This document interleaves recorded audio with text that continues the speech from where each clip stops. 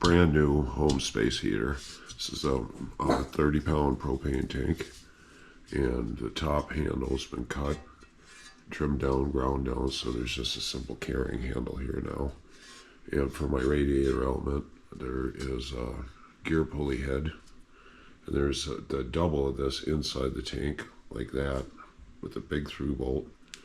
And then for my cutaway here, my firebox inside, I'll be using this stainless steel alcohol lamp, and I got a small archway opening cut with an angle grinder. The entire tank has been treated in high temp stove black paint.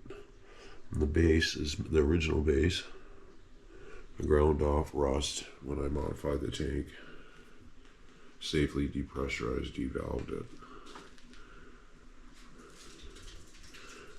You might be able to see that inside the tank. That radiator inside.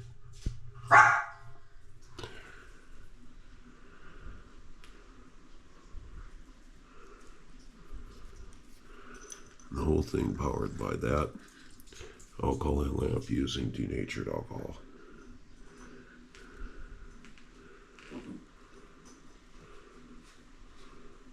I'll do a separate live fire video on this, and a video on this homemade alcohol lamp.